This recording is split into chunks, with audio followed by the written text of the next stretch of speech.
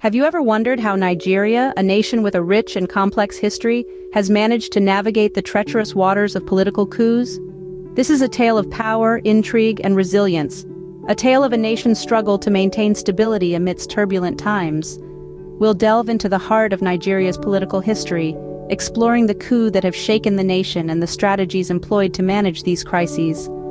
From the first coup in 1966 to the most recent ones, each incident has its own unique story and lessons to impart.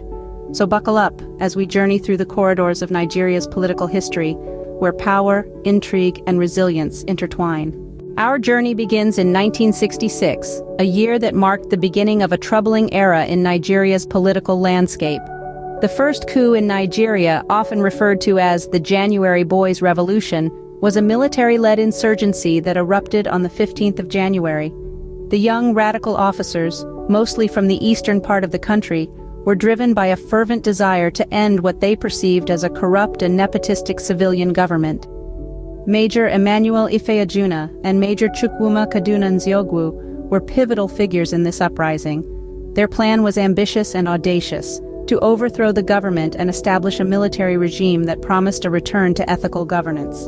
The coup was a bloody affair, resulting in the deaths of many prominent politicians and army officers, including the Prime Minister, Sir Abubakar Tafawa Balewa, and the Premier of the Northern Region, Sir Ahmadu Bello. The coup plotters had initially succeeded in seizing control of the northern and western regions, but their attempt to take over the eastern region was thwarted by the region's military governor, Major General Johnson Aguiyi Ironsi. Ironsi, a senior military officer, managed to suppress the coup, but his actions in the aftermath would prove controversial. He declared martial law, suspended the constitution, and dissolved the regional governments, effectively centralizing power in his hands. This move was met with fierce resistance, particularly in the northern region, where it was seen as an attempt to usurp power. The 1966 coup was a watershed moment in Nigeria's history. It marked the end of the First Republic and the beginning of a long period of military rule. It also exposed deep ethnic and regional divisions that would continue to shape the country's politics for decades to come. The aftermath of the 1966 coup set the stage for a tumultuous period in Nigeria's history, a period marked by uncertainty and change. In the wake of the first coup, Nigeria braced itself for a counter-coup. The year was still 1966. And the political landscape in Nigeria was far from stable. The initial coup had left the country in a state of shock and uncertainty, and it wasn't long before another power struggle emerged. As the dust settled from the first coup, discontent began to brew among the military ranks. The northern officers felt marginalized and believed the coup was an ethnic power play by their southern counterparts. This resentment set the stage for the counter-coup. The counter-coup, often referred to as the July rematch, was led by a group of northern military officers. They sought to redress what they perceived as an imbalance of power. The coup was swift and brutal, seizing control from the interim government that had barely found its footing. The fallout from the counter-coup was significant. The new military regime, led by Lieutenant Colonel Yakubu Gowon, sought to restore order, but was met with resistance. The counter-coup had deepened ethnic tensions, particularly between the north and the south, and the country was on the brink of civil war. The management of the counter-coup was a delicate task. Gowon, a northern Christian, seemed a good choice to bridge the divide. He restructured Nigeria into 12 states in an attempt to dilute the regional power bases and reduce ethnic tensions. However, the move was seen by many as a tactic to weaken the eastern region, which led to further unrest.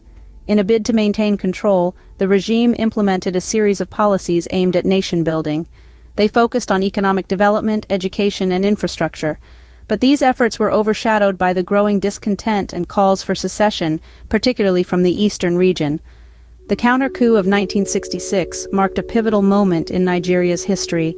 It highlighted the fragility of the nation's unity and the challenges of managing power dynamics in a diverse society. While the regime sought to bring stability, the deep-seated issues of ethnic tension and regionalism continued to simmer beneath the surface. The counter-coup of 1966 plunged Nigeria into a chaotic period, highlighting the precariousness of political power. The events of that year set the stage for a tumultuous era in Nigeria's history, one that would challenge the very fabric of the nation. From 1975 to 1993, Nigeria was swept up in a whirlwind of coups and counter-coups. This was a period that saw a constant shift in power as military leaders vied for control of the government. Our journey begins in 1975 with the bloodless coup that ousted General Yakubu Gowon while he attended an OAU summit in Kampala. The coup was led by Brigadier Murtala Ramat Mohammed and his deputy, General Olusegun Obasanjo. This coup, unlike its predecessors, was driven by a desire to rid the government of corruption and indiscipline. However, it was not without its share of turmoil. In February 1976, just 6 months into his rule, Murtala Mohammed was assassinated in an unsuccessful coup attempt led by Lieutenant Colonel Buka Suka Dimka.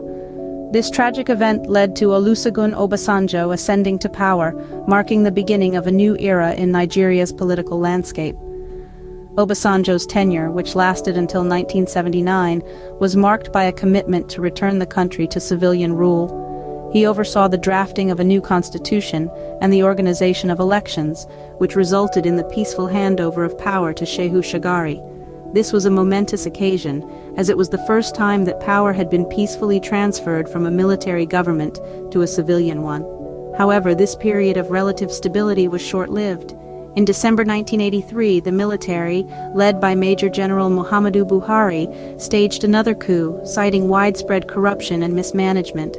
Buhari's regime was characterized by strict austerity measures and a rigid war against indiscipline, but the power dynamics shifted once more in August 1985, when General Ibrahim Babangida seized power from Buhari in a palace coup. Babangida promised a swift return to civilian rule, but his regime was marked by a series of postponements and a controversial annulment of the June 12, 1993, presidential elections. This annulment sparked widespread protests and unrest, leading to Babangida's resignation and the installation of an interim government led by Ernest Shonekan. But this interim government was short-lived, as it was overthrown by General Sani Abacha, marking the beginning of one of the most repressive regimes in Nigeria's history. Each of these coups was managed with a combination of military strategy, political maneuvering, and in some cases brute force. The leaders who emerged from these power struggles often sought to legitimize their rule by promising reforms, tackling corruption, and pledging to return the country to civilian rule. However, these promises were rarely fulfilled, leading to further unrest and the inevitable cycle of coups and counter-coups. This period in Nigeria's history was a testament to the volatility of political power and the resilience of a nation in the face of adversity. Despite the turmoil, Nigeria managed to endure, demonstrating an indomitable spirit that continues to define the nation today. In 1993, Nigeria witnessed its last military coup, marking the end of a turbulent era. The year began with promise, as the military government under General Ibrahim Babangida had promised a return to democracy and conducted presidential elections in June. However, the results, which favored business magnate Moshood Abiola, were promptly annulled, plunging the nation into a political crisis. Out of this chaos, Defense Minister Sani Abacha seized power in November of that year. Abacha, a seasoned military officer, had been involved in all previous coups since 1966, making him a significant figure in Nigeria's political landscape. The management of the 1993 coup was a complex affair. Abacha initially positioned himself as a stabilizing force, promising to hand over power to a civilian government by 1995. However, as time went on, his rule became increasingly authoritarian, marked by human rights abuses and rampant corruption. The international community played a crucial role in managing the aftermath of the coup. Sanctions were imposed by the United States and the European Union, putting significant pressure on the Abacha regime. These punitive measures, combined with the relentless efforts of local pro-democracy groups, gradually eroded the regime's grip on power. After Abacha's sudden death in 1998, his successor, General Abdulsalami Abubakar, initiated a swift and comprehensive transition to civilian rule. In May 1999, Olusegun Obasanjo, a former military head of state turned civilian, was sworn in as president, signaling the dawn of a new democratic era. The 1993 coup marked the end of military rule in Nigeria, paving the way for the return of democracy. The post-coup era in Nigeria from 1999 to the present has been a period of democratic governance, albeit with its own set of challenges. The transition from military rule to a civilian-led government wasn't a walk in the park. It was a journey marred with political instability, corruption, and economic woes. Nonetheless, Nigeria managed to hold on to its newfound democracy. The government, with the support of the people, put systems in place to ensure that the dark days of military coups became a thing of the past. They established strong democratic institutions, implemented checks and balances, and promoted the rule of law. However, the journey wasn't without bumps. The country has faced and continues to face a myriad of challenges. From the Boko Haram insurgency in the north to the Niger Delta militancy in the south, Nigeria's security situation has remained precarious. Economic instability, corruption, and infrastructural decay have also posed significant challenges. Despite these, the country has shown a remarkable determination to maintain its democratic path. The government has launched various initiatives to combat corruption, boost economic growth, and improve infrastructure. There's also been a concerted effort to address security issues. This commitment to democratic governance was evident in the 2023 presidential election. Despite allegations of voter suppression and a low voter turnout, Nigeria managed to hold a largely peaceful election, setting an example for neighboring countries grappling with political instability. By no means is the journey over.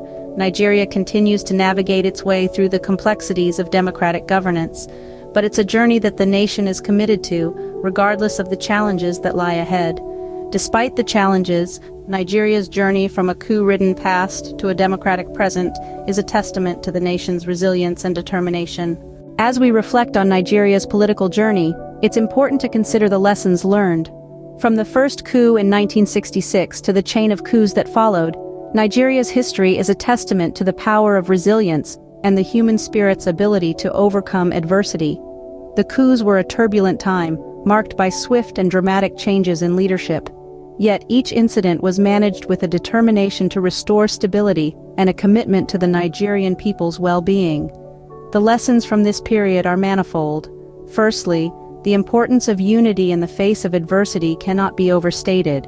The Nigerian people's collective resistance against oppressive regimes played a crucial role in weathering these political storms. Secondly, the value of dialogue and diplomatic negotiation was evident. The peaceful resolution of the 1993 coup underscores this point. It was through diplomatic efforts and a commitment to democratic principles that Nigeria was able to transition from a military regime to a democratic government. Lastly, the significance of a strong international community in supporting nations through political crises was highlighted. The role of organizations like ECOWAS in maintaining regional stability and promoting democratic values was crucial during these turbulent times. Nigeria's political history serves as a powerful reminder of the strength of a nation and the resilience of its people. It's a story of overcoming adversity and forging ahead, a story that continues to unfold.